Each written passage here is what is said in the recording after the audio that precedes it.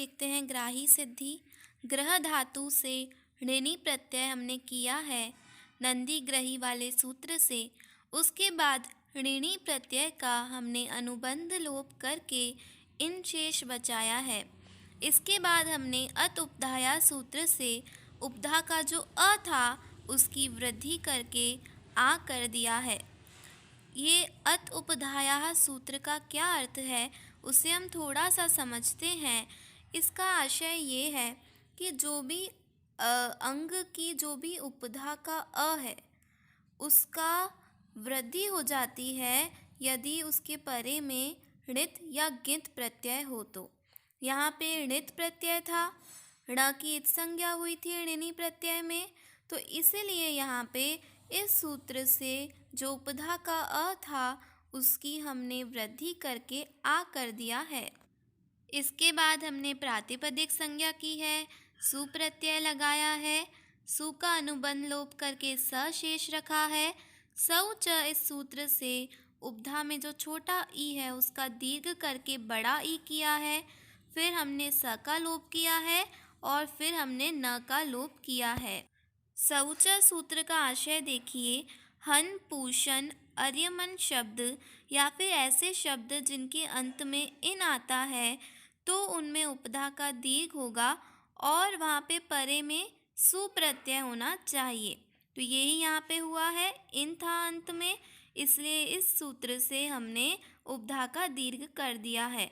अब ये एक और सूत्र है, हलंग्याभ्यो दीर्घात् सुतिस्य प्रक्तम हल। इसका क्या आशय है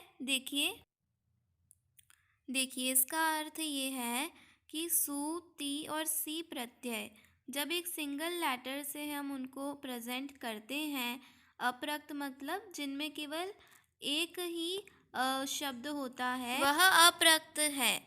तो जहाँ पे केवल एक ही सिंगल लेटर बचता है, जैसे यहाँ सु का सिर्फ स बचा, तो उसको हटा दिया जाता है।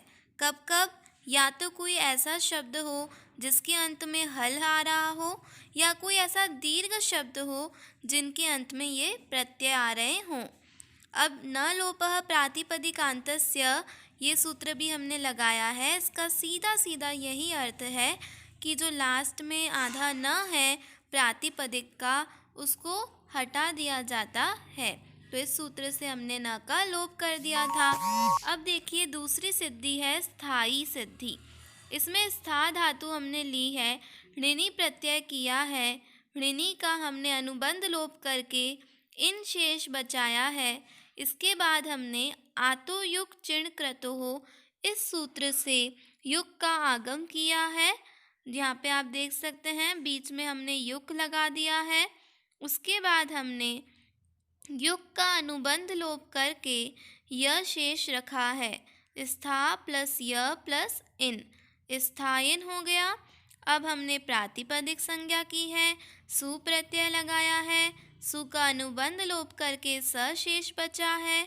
सौच इस सूत्र से हमने उपधा का दीर्घ करके बड़ी ई की है। फिर हमने स का लोप किया और न का लोप किया। अब हम बनाते हैं मंत्री सिद्धि, जिसमें कि हमने धातु ली है मंत्री, हमने फिर ऋणी प्रत्यय किया है, ऋणी का इन शेष रहा।